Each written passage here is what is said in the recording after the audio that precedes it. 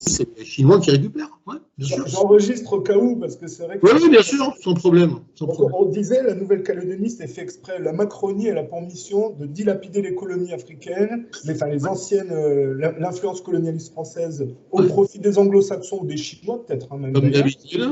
Et la Nouvelle-Calédonie, c'est exactement pareil, c'est voulu. Alors, c'est ce que je dis dans une de mes vidéos. Je dis, c'est vrai qu'on parle des territoires, mais n'oublions pas qu'il y a beaucoup plus fort et beaucoup plus grave de la perte, si tu veux, c'est de la perte des zones de pêche. Ah ben ça, et puis tous les minerais, c'est énorme, bien sûr. Bien sûr. Et puis les offshore sur le gaz, le pétrole, etc. Oui, bien sûr. Et c'est là que tu vois que le point de vue de révisionniste, en utilisant le terme à la con que j'aime pas, parce que c'est le terme des gens malhonnêtes qui disent, mais comme quoi c'est un enjeu majeur de se sortir de la tutelle, de dire que les Américains sont les libérateurs, que les nationalistes, c'est les gros fascistes, les méchants, les salauds, parce que du coup, la tutelle américaine fait que des types comme Macron, qui sont débauchés par les anglo-saxons, peuvent se permettre de vendre l'héritage de la France à la découpe. Si tu fais le travail de dire que les Américains sont absolument pas les libérateurs de la Seconde Guerre mondiale, mais sont ceux qui l'ont mis en place pour prendre l'hégémonie, tu te fais plus entuber. Et tu n'as plus ce discours à la con de France issue de la résistance qui te disent que oui, les Américains sont nos amis, il faut être allié avec eux, les Anglais, c'est le progrès, tu vois. C'est une entubade complète. Ça amène des types comme Macron. Alors, ce qu'il y a de marrant, c'est que on peut faire aussi un parallèle avec ce qui se passe aujourd'hui entre Israël et les États-Unis. C'est qu'aujourd'hui, finalement, les plus radicaux dans cette histoire d'Israël et de Gaza, c'est pas les Juifs, c'est les protestants aux États-Unis qui sont complètement omnibulés par l'histoire du Mashiach d'Israël, etc. Et c'est eux aujourd'hui les plus dangereux. Tu parles de types comme Pompeo, les types, ils sont barrés. Entre autres. Oui. Ou l'Instagram, c'est le lobby gay, c'est peut-être un peu différent. Mais... L'Instagram, elle est folle complète. Franchement, moi, ces gens-là, ils me dégoûtent parce que même quand tu prends l'ancienne diplomate que Trump avait nommée, là, Nikki Haley, elle, c'est pas Alléluia. Parce que... Ah oui, non, je pense. Alors, je me trompais. Quand je t'ai dit Nikki Haley, je pensais à l'autre qui est complètement folle. Oui, mais c'est marrant parce que... Elle est complètement pétée du casque, celle-là. C'est marrant parce que quand tu dis elle est folle, l'Instagram, il est gay. Et les gens ne croient pas que le type, il va en Ukraine pour dire c'est bien qu'on investisse là-bas parce qu'il y a plein de Russes qui meurent. Ce type, il est barré, mais on peut dire c'est une folle aussi. Oui, c'est une folle. Ça avait du sens, ce que tu disais, tu l'as pas fait exprès. Je parlais de Nikki Haley, finalement, que j'avais suivi, effectivement, quand elle était représentante, c'était quoi, de l'ONU ou je ne sais plus quoi. Mais c'est Trump en plus qui l'avait nommée, et tu as vu qu'elle s'est retournée. Oui, elle est complètement givrée. Et tu as vu qu'elle s'est présentée contre Trump, justement, chez les Républicains. Elle a été balayée avec 4%. Elle a eu, enfin, nickel. Elle s'est fait ridiculiser, mais tu vois, c'est les gens qui. C'est le problème de Trump. C'est ce que qu'on parle, tu sais, on disait les nationaux-sionistes, c'est quand même des ordures, parce que c'est des gens un peu qui jouissent de voir les Israéliens tuer des Arabes d'une certaine manière. T'en as comme ça, c'est clair. Ils sont juste racistes. Mais il y a de ça quand même chez des types comme Trump, et parce que tu n'as aucun mot pour les Palestiniens. Quand Nikki Haley, elle a parlé là, sur l'histoire Israël-Palestine, elle disait il faut les finir. Mais t'imagines le degré d'inhumanité dans ce genre de comportement? Et quand tu penses que Trump, il a fait monter sur le podium, et il s'est fait huer, parce que Trump, tu sais que la foule, elle lui met des claques des fois. Quand le gars, il se vante de l'opération Warp Speed, il dit oui, les vaccinations, et il se fait huer quand même par ses propres troupes. Et quand il a fait monter l'Instagram, il s'est fait huer aussi, parce que les gens ne sont pas dupes. Mais c'est quand même lui qui a mis Nikki Haley en diplomate. Il s'entoure toujours d'ordures qui sont absolument pas... comment tu appelles ça, tu sais, de rendre l'appareil? Ouais, mais moi, c'est pour ça, si tu veux, que ce soit Trump, que ce soit Poutine, je ne les mets pas tout à fait au même niveau d'ailleurs. On va dire que c'est les moins pires, mais c'est pire quand même, quoi. C'est des sionistes.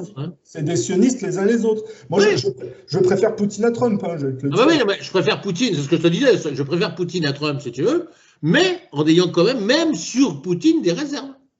Ah bah bien sûr, de toute façon, c'est ce qu'on disait, l'enjeu du révisionnisme. Si tu comprends que la Seconde Guerre mondiale, c'est une imposture où des gens sont alliés contre les moins pires pour ensuite prendre le gâteau, ça donne les Russes contre les Américains après. Mais c'était quand même eux les salauds de l'histoire. Ah ben c'est complètement. Donc, et qui se sont mis d'accord pour avoir effectivement cette situation de guerre froide, parce qu'ils se sont dit, voilà, on va geler la situation entre nous deux. Comme ça, on va empêcher les autres de se développer, d'accord? On sera les maîtres du jeu. C'est même plus perfide que ça. C'est qui est-ce qui est derrière le bolchevisme? C'est la City qui a financé le bolchevisme. Toujours. Comme la Révolution française, c'est les mêmes. Bien sûr. Et donc, en fait, de la même manière qu'ils ont suivi la dégradation de ce qu'ils ont engendré par la Révolution française, et dont on voit aujourd'hui que Macron est le parachèvement par la judéo-protestantisation de la France, de manière satanique en plus, hein, le bolchevisme a été suivi de la même manière dans une démolition contrôlée par les anglo-saxons, et ils croyaient dans les années 90 que c'était bon. Tu sais, quand l'URSS s'est effondré, ils ont dit ça y est, maintenant. On est les maîtres du jeu. Ouais. Il y a la jonction. On va faire donc un globalisme et tout le monde sera sur le même niveau. Tu sais que Poutine, il est arrivé, il a dit ah non. Ah, ça marche pas. Ouais. C'est pour ça que j'aime beaucoup Poutine d'ailleurs. Et c'est marrant parce que quand on parle justement des Anglais, qui finalement glorifient, alors évidemment Churchill dont j'ai horreur, mais surtout les Rothschild. Or, ils devraient bien comprendre quand même que c'est Rothschild qui les a ruinés. C'est Rothschild qui les a ruinés quand même, d'accord? Et qui est aujourd'hui le maître du jeu et qui suivent comme un toutou. Pour comprendre les types comme Churchill, c'est vrai qu'ils sont des ordures et qu'on fait passer pour des héros, c'est un peu comme De Gaulle, hein, on le fait passer pour un héros, mais c'est quand même une ordure quand tu regardes. Je suis d'accord avec le cœur d'Assac là-dessus. Mais Churchill, c'est un type qui était un aristocrate, qui est tombé dans la misère et qui a été récupéré par les Rothschild. C'est les Rothschild qui l'ont sorti de la misère. Il était redevable des Rothschild de Churchill. C'est un homme. Oui, mais enfin, il a une carrière bizarre de toute façon, parce que dès sa plus tendre jeunesse, son père le rejette. Son père, qui est un lord, je veux dire, de très haut niveau, considère que c'est un abruti. Son fils est un abruti. C'est un aristocrate qui va arriver dans la misère. Et qui va le sortir de la misère? C'est Rothschild. Il est totalement redevable au Rothschild. C'est pour ça qu'il va faire la promotion de la Seconde Guerre mondiale au profit des Rothschild. Oui, alors qu'au départ, il est plutôt pro Adolf Hitler, bizarrement. Non, ça c'est quand ça les arrange. Parce que quand ça les arrange de mettre en place quelque chose qui va permettre de détruire l'Europe, c'est je te parle au tout début. Non, je pense pas. Je pense pas qu'on soit là. Alors, quand ils vont le rattraper, c'est parce qu'effectivement, il a quand même fait quelques bévues quand même, hein, dont le détroit de merde en Turquie, où il envoie la marine anglaise se faire casser la gueule gravement. Le détroit d'Ormuz. Hein? Non, pas Ormuz.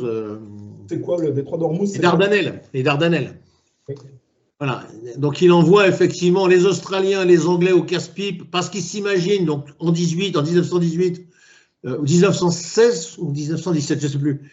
Ils s'imaginent qu'effectivement, en tailladant les Turcs, ils vont bloquer l'approvisionnement en pétrole des Allemands. Parce que c'est ça, c'est que les Allemands n'ont pas de pétrole, ils n'ont rien de tout ça. Et donc, ils passent par leurs alliés turcs et ils se disent, je vais envoyer la flotte anglaise et on va casser du turc. Et les Turcs, ils les voient arriver, mais gros comme une maison, quoi. Je veux dire, quand tu regardes la géographie du détroit des Dardanelles et que tu te dis qu'il a osé envoyer sa flotte au milieu de ça.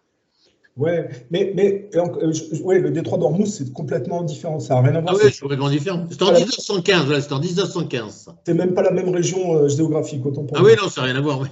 Le truc, en fait, moi, les anglo-saxons, quand ils font l'apologie d'Adolf Hitler, c'est parce que ça les arrange. Souvent, ils financent des gens dont ils savent que le comportement va amener à une destruction. Et après, ils se retournent contre eux. Moi, je pense que c'est ce jeu-là, chez les anglo-saxons, qu'il faut voir. À un moment donné, il y avait beaucoup de gens aussi qui étaient sympathisants de Napoléon en Angleterre, même si ça peut paraître un peu bizarre, hein, quand ça les arrange. Parce que qui a le plus détruit l'Europe au profit de l'Angleterre à son insu? C'est Napoléon. Il a détruit l'ancien ordre établi par Segler. Et ça a permis, c'est un tremplin pour le libéralisme anglais, qui remplace toutes les économies d'avant. C'est ça l'histoire. Oui, quelque part, oui, c'est pas faux. Tu sais comment je m'en suis rendu compte? C'est que quand j'étudie le psychisme, enfin la culture anglo-saxonne, moi j'utilise un peu des fois la littérature, le cinéma. Et je me rends compte que Mary Shelley, tu sais, qui a écrit Frankenstein, elle l'a écrit pendant les guerres napoléoniennes quand elle était en Suisse. Donc je me dis, mais de qui elle parle quand elle parle de Frankenstein? C'est un être de plein de cadavres différents assemblés. Et je me dis, mais c'est les nations détruites par Napoléon que les Anglais ont mis en place, si tu veux, parce que ça les arrange. Donc je me suis dit, il y a un truc derrière, tu vois. C'est un peu Dracula avec Frankenstein dans leur délire de film. Tu sais, tu as toujours celui qui derrière manipule, et puis tu as les golems, quoi, quelque part. Tu as un peu ça. Et bon, voilà. Pour moi, les anglo-saxons sont très machiavéliques. Je suis très critique envers eux parce que. C'est clair. Tu connais l'expression, hein, pourquoi la nuit ne tombe jamais sur le Commonwealth. Oui, ah oui, sur l'Empire. Ouais. Parce que Dieu n'a pas confiance de ce que feraient les Anglais dans la nuit. Ah, c'est pas con. Je connaissais pas ça. Ah oui, c'est très vrai. Oui. La perfide Albion. Si tu veux, les Anglais, sont devenus, évidemment, on parlait de Napoléon en 1815, le golem des Rothschild et d'Israël. Donc, le projet du Grand Israël est consubstantiel aux velléités géopolitiques de l'Angleterre. C'est-à-dire que les Anglais, en fait, sont toujours dédiés à ce satanisme du Grand Israël, parce que eux, c'est la poursuite de leur hégémonie colonialiste qu'Israël représente quelque part. Oui, et il y en a un dont on ne parle pas d'ailleurs. On ne parle plus de cet agent qui a été pourtant un vecteur énorme de déstabilisation de l'Arabie. Ben, c'est Laurence d'Arabie. Mais ben voilà, tout à fait. Et on n'en parle pas. On n'en parle pas. Et pourtant, il a largement contribué à foutre le bordel en Arabie. Moi, j'ai même utilisé un terme qui est le syndrome Laurence d'Arabie, c'est-à-dire que toutes les révolutions colorées dans les mondes arabes, c'est le syndrome Laurence d'Arabie, c'est-à-dire des agents anglo-saxons qui vont foutre le bordel pour diviser les Arabes entre eux et surtout qu'il n'y ait pas de cohésion et les faire se péter la gueule au profit des Juifs. Ah mais il était très très fort, franchement, j'ai une grande admiration pour lui parce que ça a été un gros enculé. Et d'ailleurs, comment il est mort? Accident de moto. Accident de moto, oh merde, comme Coluche. Mais il était gay, hein, Laurence d'Arabie. Oui, bon. Mais moi, je pense que c'est un accident de moto parce c'était dans sa personnalité. Il avait une personnalité très trouble et il pouvait finir que mal, quoi, à mon avis. Je pense pas que ce soit comme Patton, un type qu'on a tué parce qu'il dérangeait, quoi. Le problème de ces agents-là, c'est qu'à un moment, ils en savent trop. Donc à un moment, si tu veux, ils peuvent être dangereux. D'ailleurs, on voit bien que les quelques-uns qu'on a laissés en vie, très souvent, écrivent leur mémoire et vont raconter finalement l'histoire de la CIA avec les trafics de drogue, etc. Donc, il vaut mieux les éliminer, quoi. Tu vois ? Regarde, c'est très intéressant parce que ça me permet de dire deux choses. Une petite parenthèse sur ce qu'on avait dit la dernière fois. Ça me reviendra, mais c'est parti. Le deuxième truc, c'est de dire, par exemple, tu vois, des types comme Nigel Farage. Oui. Les gens, ils disent, oui, c'est un super type. Mais moi, je l'ai vu, tu sais, c'est un support de Trump. Il a une grande gueule quand même. C'est le type qui est derrière le Brexit, tout ça. Oui. Bon, moi, j'ai toujours dit que si les Anglais partaient de l'Europe, c'est que l'Europe allait s'effondrer, qu'ils étaient très bien au courant de ce qui allait se passer. Comme par hasard, faut pas être dupe.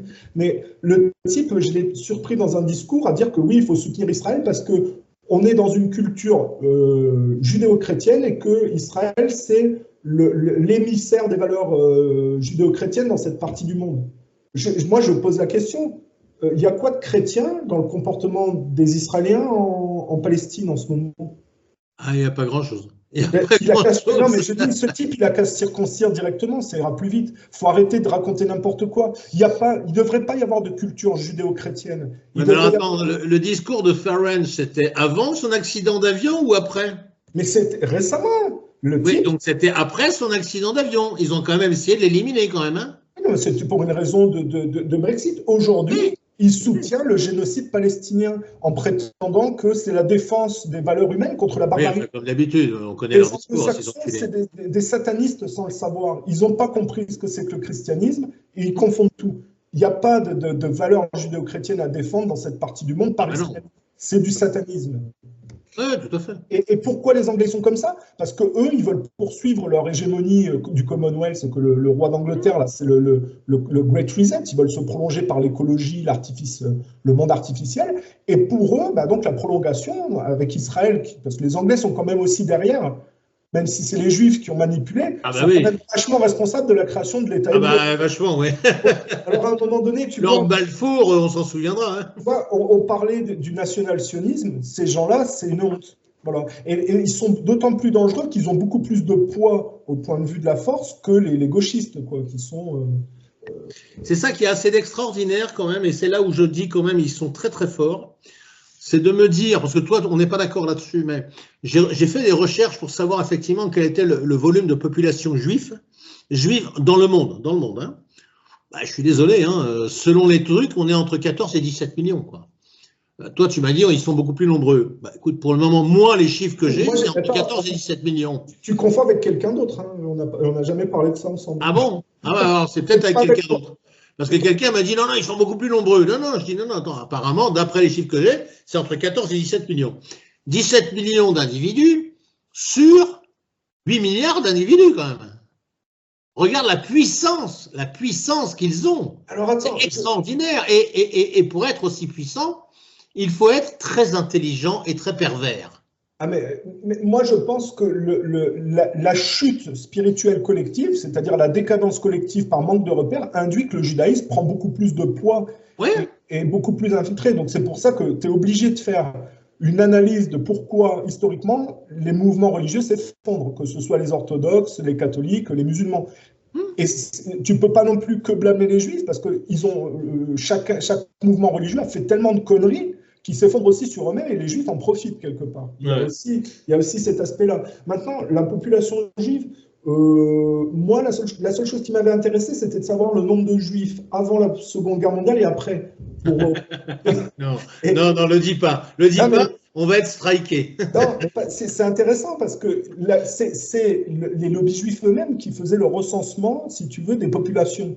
Mais ça, il y a quelque chose qui est quand même logique, c'est que c'est une arnaque sur une arnaque. Ah oui. On parlait de Renoir. Pourquoi Renoir se fait agresser sur Oradour-sur-Glane? Parce qu'il dit une version qui ne plaît pas à la résistance. Parce qu'en réalité, la résistance, elle a menti sur Oradour-sur-Glane, comme les Juifs ont menti sur la Shoah. C'est-à-dire qu'ils ont un comportement très juif, en fait, de maintien de contrôle sur l'histoire, parce que leur avantage matérialiste a été acquis sur ce mensonge. Et que de remettre en cause leur mensonge, c'est-à-dire leur voyoucratie qui s'est établie par l'imposture de ce qui s'est passé, et si tu remets ça en cause, c'est leur fric que tu remets en cause. Et ça, c'est exactement ce que les Juifs vont exploiter par la Shoah. C'est-à-dire, ils mentent, et ben, vont mentir plus qu'eux. Alors, à ce titre-là, je vais te dire, il y a quelques années, quand Vauquier donc, est arrivé, si tu veux, à la présidence de la région Rhône-Alpes, non, c'est pas Rhône-Alpes. 43, lui, il est du Puy-en-Velay. Enfin, voilà, bon, Auvergne, machin, etc. Un des premiers trucs qu'il a fait, c'est de dire, attendez, qu'est-ce que vous donnez en subvention pour Oradour-sur-Glane, tu vois? Il dit, mais attends, je comprends pas, les entrées sont payantes, ils gagnent des sous, et en plus, on leur file du pognon. Donc, il a coupé les subventions sur Oradour. J'ai dit, putain, il est bien, ce mec, tu vois. Bon, finalement, non, c'est un enculé comme les autres. Va pas vanter Vauquier, parce que dans le genre soumis de droite, lui, c'est pas mal, hein, quand même. Oui, non, mais sur le coup, mets-toi à ma place. Sur le coup, tu te dis, wow, le mec, tu vois, déjà, il y a une arrière-pensée derrière, tu vois. Et puis non, finalement, il bouffe quand même du caviar et de la langouste sur le cul des contribuables. C'est un peu comme Bellamy, quoi. On a des gens complètement soumis au sionisme. Quand même, enfin, je veux dire, en France, il n'y a pas. C'est vrai. Alors, j'en parlais hier avec quelqu'un, un ami, et il disait qui dans les politiciens défend les Palestiniens? T'as pas grand monde. T'as Mélenchon. Non. Et Mélenchon, encore, moi je le soupçonne de jouer la comédie et de ne pas être honnête, parce que il me semble qu'il est juif marocain, lui, au départ, franc-maçon, et que s'il retournait au Maroc, il serait en prison pour une escroquerie immobilière. J'ai du mal à croire qu'il est sincère quand il défend les Palestiniens, mais je pense qu'il n'a pas le choix pour des raisons électorales. Maintenant, il faut reconnaître qu'il défend de manière assez efficace. Mais très perverse, parce que je me demande si ce n'est pas un détournement justement de velléité pro-palestinienne au profit d'une espèce de couvercle du pouvoir, tu vois. Oui, non, mais c'est peut-être uniquement de l'électoralisme, si tu veux, en se disant on va récupérer les votes des gens des quartiers, etc. Hein. Oui, parce que qui t'as comme politicien de poids au point de vue occidental qui défend les Palestiniens? T'as pas Kennedy, t'as pas Trump, t'as personne. Hein. Il y a au niveau international, oui. Alors si, au niveau international, si, attends. tu as le patron de la Colombie, tu as les Espagnols quand même, qui ont pris des positions très fortes, les Portugais aussi, je crois. Non, tu as certains pays qui ont pris des positions très fortes quand même. Hein. Oui, mais donne-moi un nom de politicien. L'Afrique du Sud. Oui, mais donne-moi un nom de politicien connu sur la scène internationale qui défend le droit des Palestiniens. Et voilà. Ça t'a résumé tout, là. Ça ne me vient pas. Non, mais Trump, on sait très bien, quelle est sa position. Enfin, Trump, c'est un, comment ça s'appelle? C'est un protestant, c'est un. Les protestants, on connaît leur Bible, de toute façon. Leur Bible, elle a été créée en 1800 et quelques, d'accord? Elle n'a rien à voir avec la Bible catholique. Hein, et la Bible américaine, hein, pour les protestants, défend le sionisme. C'est extraordinaire. C'est de la politique. Et c'est ce que tu disais, t'en as, ils sont tellement barrés, là, comme Pompeo, ils pensent qu'il n'y aura que 13 tribus de sauvés à la fin, que tout le monde va crever, c'est des barjots. Hein. Ah, mais complètement, ils sont complètement fous, quoi. T'as vu, c'est grave de se dire que des gens qui sont à la tête de gouvernement, quand même, hein, soient aussi fermés au raisonnement et à l'intelligence. C'est grave. Justement, tu sais, c'est Tucker Carlson qui l'a révélé ça. Qui a fait pression pour que Trump ne puisse pas révéler, si tu veux, les derniers dossiers classés les 28 dernières pages dans l'assassinat de Kennedy? C'est Pompeo. Ah oui. C'est Pompeo. Et Tucker Carlson l'explique. Parce que Carlson, il avait fait une sortie courageuse en public qu'il a dû regretter. C'est qu'il avait dit que des gens de la CIA haut placés lui avaient dit que un certain James Jesus Angleton de la CIA était totalement impliqué dans l'assassinat. Il l'avait dit en public sur Fox News. Et il s'est fait menacer par Pompeo. Et à l'époque, quand Trump a voulu sortir les derniers dossiers, je me rappelle, il l'a dit en public, il a dit, on m'a dit que de dévoiler ces derniers dossiers, ça remettait en cause la continuation de l'État profond et de la présidence américaine. Donc, c'est un niveau de culpabilité qui était public et personne n'a rien noté. Donné, si tu révèles les derniers dossiers de l'assassinat de Kennedy et que ça remet en cause l'État américain, c'est que l'État américain est impliqué, est illégitime. Donc, à un moment donné, pourquoi personne ne réagit? C'est comme pour les Twin Towers, pour le 911, il avait dit que les 28 dernières pages du rapport, effectivement, seraient divulguées. On n'a jamais rien vu. On n'a jamais rien vu. Soi-disant, il y avait des pages qui auraient été divulguées, etc. Mais non, ce n'était pas les 28 dernières pages que l'on attend.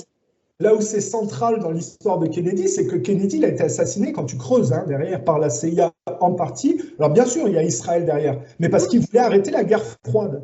Il avait des accords avec Khrouchtchev pour arrêter la guerre froide. Ça a été révélé par le pape de l'époque. Comment il s'appelait le pape à l'époque? Ils l'ont tué d'ailleurs lui aussi d'un cancer. Ça a été révélé dans les archives du Vatican que Kennedy avait des accords secrets avec Khrouchtchev pour mettre fin à la guerre froide. Et c'est l'ancien gouverneur du Minnesota qui l'a dit. Il a dit dans les archives du Vatican, lui, il a écrit un bouquin et le pape avait bien dit qu'il y avait des accords secrets pour mettre fin à la guerre froide, que Kennedy était impliqué et qu'ils ont viré toute cette époque. Tu sais, De Gaulle qui n'était pas complètement anti-russe. Kennedy qui était contre le nucléaire israélien aussi. Ils ont viré tous ces gens-là, même le pape de l'époque, mais je ne sais plus comment il s'appelle ce pape. Dans les années 60, c'était qui le pape? Ça me dit rien. Je sais plus. Alors moi, je ne suis pas trop attaché à ce genre de. C'est pas le pape Jean ou quelque chose comme ça. Bon, il est mort d'un cancer. Jean 23. Voilà, alors, il est mort d'un cancer et il paraît que. Ouais, Jean 23, je pense, un truc comme ça. Je ne sais plus, mais en tout cas, il est mort d'un cancer de manière très suspicieuse. D'après le gouverneur du Minnesota dit que voilà. Même Khrouchtchev a été. Mais d'un autre côté, attends. Mets-toi à la place des gens de la CIA, etc., qui sont financés finalement par les marchands de guerre, par les marchands d'armes. Si demain, tu n'as plus de ça, ils vendent plus d'armes. Ils vendent plus d'armes. Mais aussi bien du côté soviétique que du côté américain. Ça n'intéresse personne.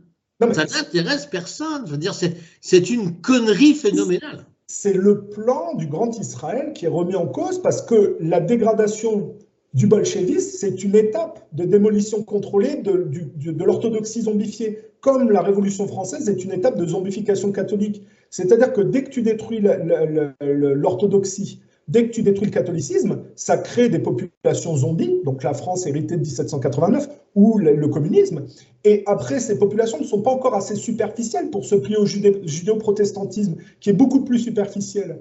Donc il faut les dégrader dans un suivi pour arriver à un gouvernement mondial unique unifié. Donc en réalité, si tu remets en cause la guerre froide, et donc la dégradation du communisme, tu remets en cause l'apparition du Grand Israël en bout de tableau, qui est une mascarade matérialiste de bout de tableau. Tu vois le plan? Ah, ouais. Le truc là, là tu vas loin là quand même. Non, c'est le protocole des sages de Sion, c'est ça dont ça parle.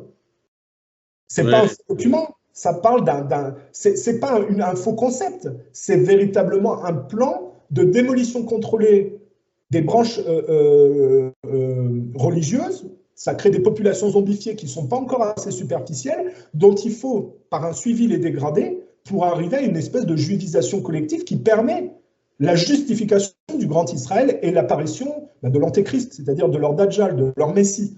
Et donc, si tu remets en cause, à l'époque de Kennedy, la guerre froide, et ben, tu es en travers du plan du Grand Israël et du grand projet que l'Angleterre, les Windsor, les Rothschild, les Malthusianistes et les Talmudo-sionistes suivent. Donc, quand Kennedy remet en cause la guerre froide, il se fait assassiner parce qu'il est en plein milieu du projet, quoi. C'est clair. Là, je suis d'accord. Il est en plein milieu du projet, c'est clair. Il est en plein milieu du projet. Et le truc, c'est que qui est derrière l'assassinat? C'est très marrant. C'est que tu as le directeur de la CIA, qui est Allen Dulles, qui était impliqué après la Seconde Guerre mondiale dans le financement des groupuscules extrémistes nationalistes ukrainiens. Moi, j'ai chopé le document, je peux te l'envoyer, où tu as la signature d'Allen Dulles pour le financement des groupuscules militaires ukrainiens contre les communistes en 1950. Oui, mais ça m'étonne pas. Ça m'étonne pas. Mais ça, c'est la grande problématique, tu regarderas, des États-Unis. Les États-Unis veulent être les maîtres du monde, d'accord, et de la gestion, finalement, de tout ce qui se passe dans le monde. Or, c'est à ce titre-là qu'effectivement, ils vont financer et continuer, et perpétuer, on va dire, les mouvements ukrainiens nazis, quelque part, parce qu'il faut se battre contre les soviétiques.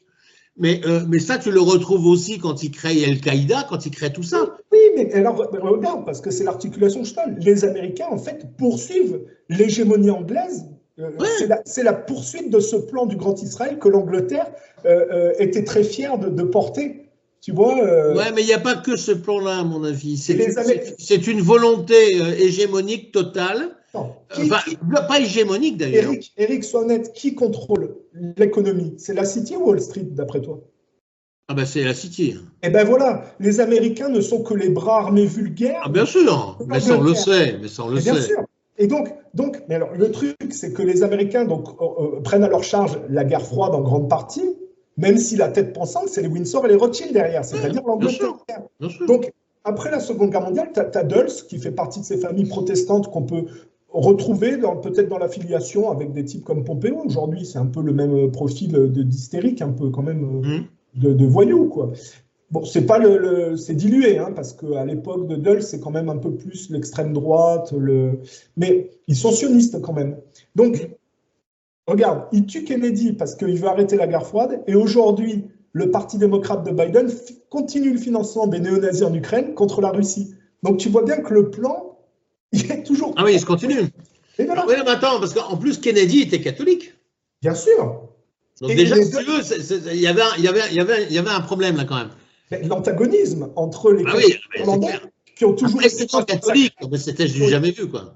Toujours été massacrés par, déjà, regarde Drake, le pirate là, qui a été anobli par la reine d'Angleterre parce qu'il servait les intérêts de l'Angleterre. Drake et son cousin qui faisaient de la traite négrière au taquet là, pour alimenter les colonies anglaises, quand ils avaient du temps, ils allaient massacrer des Irlandais catholiques en Irlande.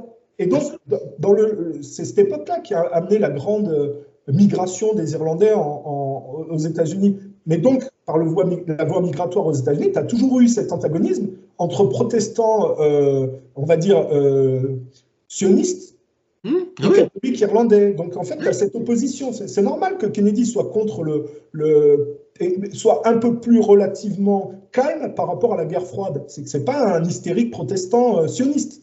il est beaucoup plus... Ah ben non, mais en plus, ils sont irlandais à la base. Ils sont irlandais, mais attention, Kennedy, il est ambigu. Hein, ils sont catholiques et irlandais. Bon, voyous aussi. Hein. Mais voyous aussi, ne l'oublions jamais quand même. Hein. Il ne faut pas oublier que c'est quand même des anglo-saxons et qui sont dans la Green Machine. Ils ont juste du relief, comme Trump aujourd'hui a un peu de relief par rapport à Biden. Voilà, et c'est toujours impliqué dans la matrice de la Green Machine. Et quand Kennedy va arrêter la guerre froide, qui a dans la commission Warren, quand il est assassiné, Allen Dulles, pour couvrir le mensonge? C'est Lyndon B. Johnson qui le met. Et donc aujourd'hui, quand Trump il dit moi, on m'empêche de relâcher les derniers documents d'assassinat de JFK parce que ça remet en cause l'État profond, c'est de ça dont ça parle. C'est-à-dire que quand Biden il finance les néo-nazis en Ukraine, il poursuit cet État profond meurtrier qui, par la guerre froide, permet 2.0 au Grand Israël progressivement d'apparaître. Et donc, concomitamment à ça, tu as le massacre des Palestiniens et tu as l'élargissement géographique d'Israël. Et tu as tous les Lubavitch qui disent oui, il faut faire plus pour que le Messie apparaisse. Oui. Les Lubavitch qui sont derrière Trump et derrière Poutine. Mais ça me fout les boules, mais une force. Là, je viens de t'expliquer tout la trame sataniste qu'il y a derrière le bordel de la géopolitique. L'assassinat de Kennedy, le financement. Et tu vois que de l'extrême droite de l'époque de Kennedy à l'extrême gauche de Biden, les Américains sont des cons qui sont incapables de se sortir du sionisme. Ce que ce soit oui. Mais en France, c'est pareil. Tu prends Marine Le Pen avec Bardella et tu prends l'extrême gauche, c'est des sionistes, les uns et les autres. Je sais. Mais j'arrête pas de mettre des messages sur X à ce propos-là, contre Marine Le Pen, contre Bardella, contre toute cette merde, contre Zemmour, etc. Tout ça, c'est la même engeance, tout ça. C'est de la merde. Mais le truc, c'est qu'ils ont un peu de relief par rapport à l'extrême gauche. Alors, l'extrême gauche a un relief d'être un peu plus pro-palestinien, on va dire. Mais c'est pipo et mollo, c'est-à-dire c'est dumb et dumber, les républicains et les démocrates.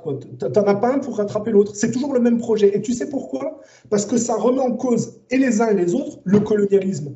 Aujourd'hui, pourquoi les Français se font virer d'Afrique? Parce que les LGBTistes qui se disent antiracistes, anticolonialistes, mais ils continuent le colonialisme et le racisme, mais seulement ils se cachent derrière les valeurs du LGBT. Quand Mélenchon il se fait virer, il se fait huer en Afrique. Ça vient un peu la honte. Et il se fait virer parce qu'il fait de la promotion du LGBT, c'est du colonialisme et du racisme de gauche aujourd'hui. Donc en fait, c'est pipo et mollo, les goy, on va le dire comme ça, ils sont incapables de remettre en cause, que ce soit l'extrême droite ou l'extrême gauche, le colonialisme. Et donc, le colonialisme, c'est bon pour Israël parce que c'est la désagrégation de la culture goy chez les autres au profit d'une compétition, on va dire, parce que c'est quoi le colonialisme? C'est je pique les ressources naturelles des pays pauvres pour la technologie que ça me permet de créer, la société technologique que ça me permet de créer. Mais qu'est-ce qu'ils disent les Juifs? Con de goy, vous faites des compétitions de guerre pour le colonialisme pro-technologique, du coup vous vous dévirilisez, vous disparaissez en tant que culture. On va utiliser le multiculturalisme pour le balancer en pleine figure, et vous créez une société qui est en fait, par le digital, un camp de concentration où vous allez être enfermé à notre service, puisque vous êtes incapable de vous sortir de ça. Tu vois le truc? C'est ça la connerie des goy, malheureusement. Non, mais c'est grave. Ils sont incapables de sortir de cette compétition pro-technologique qui induit le colonialisme. Et Israël exploite complètement ça, jusqu'à ce qu'on arrive à des sociétés de camps de concentration digitale où les gens sont devenus des zombies serviles au profit de la perpétuation du talmudo-sionisme. Alors là, je veux dire, ne pas se respecter à ce point, c'est quand même problématique. Oui, moi, tu sais que ça fait quand même quelques années que je me bats justement en France, contre le nationalisme. Mais ça fait vraiment des années quand même. J'ai tout de suite compris, si tu veux, quand j'ai vu émerger ça, que c'était la volonté, finalement, l'histoire du petit coq, tu sais, c'était la volonté d'Israël de mettre face à face les chrétiens et les musulmans, au profit, évidemment, on s'imagine de qui. Bon. Et quand j'ai vu arriver, si tu veux, des politiciens, entre autres comme Zemmour, tout de suite, j'ai dit, attendez, les mecs, calmez-vous, ça, c'est des Sayan, c'est des Sayanim, tu vois. C'est-à-dire qu'ils sont envoyés par Israël pour amplifier le phénomène, d'accord, de lutte entre les chrétiens et les musulmans, etc. Et là, tu t'aperçois que Marine Le Pen, enfin Marine, oui, Marine Le Pen, Marion Maréchal Le Pen. Moi, je suis triste pour le menhir, franchement, parce que finalement, il va mourir avec une fille et une nièce qui sont deux tarés aux ordres d'Israël. Même si quelque part, n'oublions pas, parce que ça, peu de gens le savent, c'est que dans la guerre du canal de Suez, il y a eu une intervention des forces françaises auprès de l'armée israélienne, et Jean-Marie Le Pen en faisait partie. Oui, non, mais je suis d'accord, mais tu ne peux pas dire non plus qu'elles sont tarées, parce que bon, moi j'ai déjà discuté par mail avec Marine Le Pen. Elle a essayé à un moment donné d'essayer de convaincre les gens, mais elle s'est rendue compte que les gens ne voulaient pas faire d'efforts. Donc elle se dit, les Français sont comme ça, et donc il faut aller dans ce sens-là. Je ne suis pas sûr qu'elle soit d'accord avec la politique qu'elle prône en public, mais elle se dit, c'est ce qui plaît aux Français, donc je n'y plus, parce que sinon j'existe pas.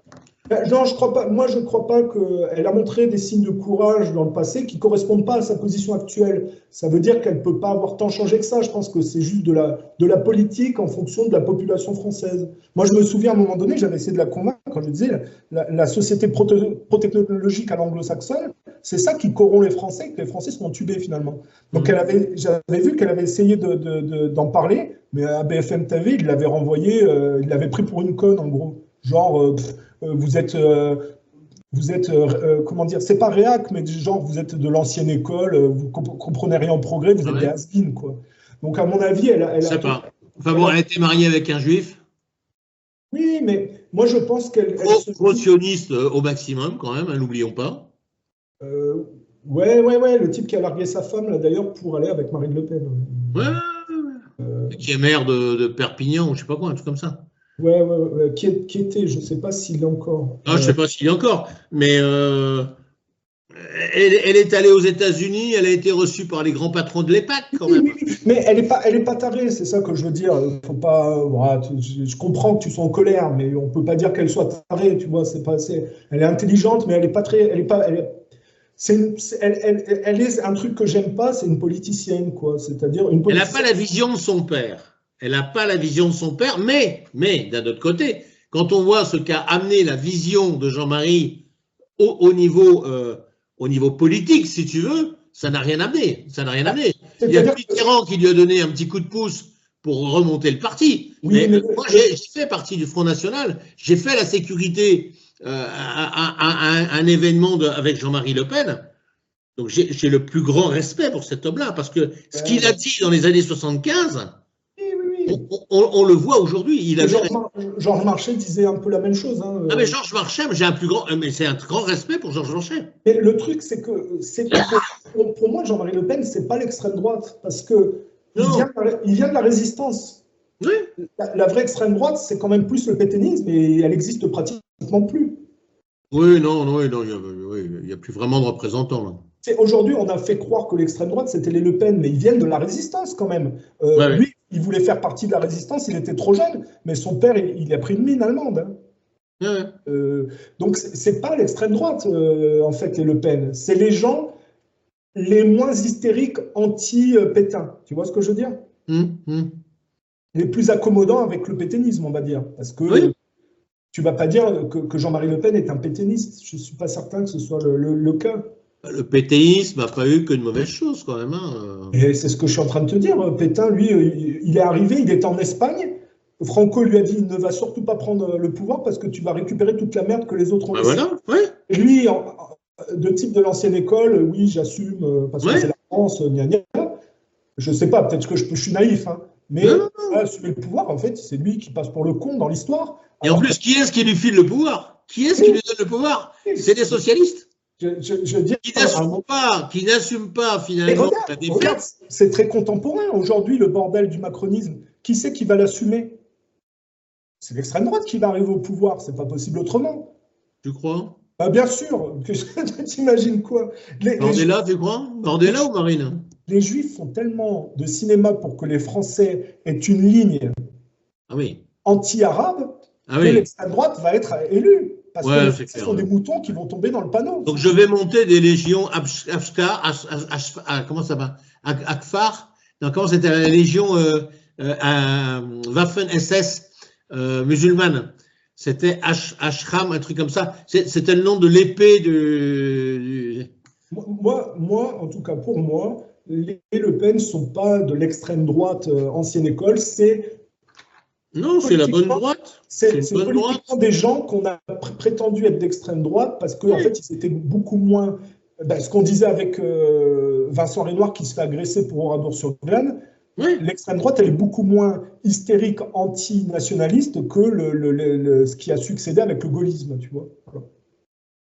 Parce que le gaullisme, il a fait quand même une épuration du nationalisme d'avant. Hein. Quand De Gaulle dit moi je suis patriote, je ne suis pas nationaliste, parce que le nationaliste, c'est celui qui aime son pays, mais qui déteste les autres. J'ai envie de lui dire, mon colonel, tu dis une grosse connerie, tu vois. Mais c'est surtout une grosse connerie, une grosse merde. C'est surtout qu'il a tout un historique. D'abord, il travaille dans le cabinet de Pétain, mais il n'a même pas le courage de Pétain, parce que Pétain, qui est un grand général, qui a voulu préserver les hommes de la boucherie, alors que tous les francs-maçons, je ne dis pas que Pétain n'était pas un franc-maçon, mais tous les francs-maçons, la socialistes ou quoi qu'est-ce, ils jouissaient pratiquement de voir ces soldats français se faire massacrer pendant la Première Guerre mondiale. Comment 14 ? Et c'est ça que je suis en train de… Tu parlais de 14. Ah oui. Pétain, c'est un général de la Première Guerre mondiale. Oui, tout à fait. C'est le général qui a voulu préserver les soldats de la boucherie. Alors que tous les autres généraux francs-maçons, socialistes ou tout ce que tu veux, ils jouissaient de voir les hommes finir en chair à canon. Hein. Ouais, je crois qu'ils étaient surtout très très cons. Oui. Très très cons et surtout pas tacticiens, quoi. Je veux dire, ils ont envoyé des milliers d'hommes. À ce point-là, mais c'est dramatique même. À ce point-là, je pense que c'est du satanisme et de la volonté de voir les Français se faire de destruction d'une jeunesse en plus. Tu peux pas à un moment donné massacrer autant de forces vives françaises de l'ancienne école en plus. Hein. C'est costaud. Parce que derrière, ils se faisaient leurs femmes. Hein. Pendant que les types virils se faisaient massacrer sur le front, derrière, la nouvelle norme des virilisés se faisait leurs femmes et était en train de changer la France. Donc pour moi, on peut imaginer qu'ils jouissaient de voir les Français se faire massacrer en pensant que ça permettait le remplacement progressif et la transformation de la France en arrière. Mais le seul qui était, alors je peux peut-être être un peu tordu quand je dis ça, mais le seul oui, t'es un peu extrémiste, je te trouve, mon garçon. Le seul qui a été lucide et un vrai militaire sur le sujet, c'est le maréchal. Qui, quand il est arrivé, a voulu préserver les hommes et a dit on arrête les conneries et on va gérer ça d'une autre manière. Lui, c'est un vrai militaire, un vrai général. Et c'était travail, famille, valeurs, patrie. Aujourd'hui, avec le macronisme, c'est tout l'inverse. Hein. Et c'est le gaullisme qui a permis ce travestissement. Parce que De Gaulle est passé dans le cabinet de Pétain. Après, pendant la Première Guerre mondiale, il n'est pas courageux. Il se rend dès qu'il arrive sur le front. Les Allemands lui rendent son épée. Puis après, la première chose qu'il fait, c'est se planquer du côté des judo-protestants, qui sont ceux qui ont mis la Seconde Guerre mondiale en place pour prendre le pouvoir et le poursuivre par les États-Unis. Donc il n'est certainement pas du bon côté. Ceux qui étaient du moins pire, on va dire, c'est quand même les nationalistes qui essayaient de se battre contre les Rothschild et le judo-protestantisme. Je t'ai envoyé une vidéo pour te montrer la différence entre par rapport aux Rothschild. Mais c'est à cette occasion-là, d'ailleurs, quand il bat en retraite face aux Allemands, qui va se faire pourrir par Pétain, qui est son patron à l'époque. Hein. Bien sûr, bien sûr. Et c'est en cela que De Gaulle va se venger de Pétain. Il a un comportement de gauchiste par rapport à Pétain. Ah, mais de merde. Non, mais de merde. Et alors, il a effectivement, il a dit que bon, le peloton d'exécution, il n'y aurait pas pour le maréchal. Enfin, quand tu vois où il l'a enfermé dans les Pyrénées, c'était pire que le peloton, quoi. Et puis tu as le comportement très juif de ne pas pardonner. C'est-à-dire. Oui. Oui, non, mais il a eu un comportement de merde de toute façon. Et c'est ça que les Juifs ont identifié, c'est-à-dire qu'ils se comportent avec Couradour-sur-Glane comme des menteurs sur l'histoire, ils ne veulent pas pardonner, nous c'est logique que par la Shoah, on les arnaque, si tu veux. Et que donc on ne pardonne pas et qu'on mente aussi sur l'histoire pour justifier nos intérêts financiers, parce que c'est ce qu'a fait la résistance, si tu veux. Ils ont eu un comportement de juif par rapport aux nationalistes, ils ont menti sur l'histoire pour pouvoir mettre en place leur propre voyoucratie après. C'est ça la posture de la résistance française.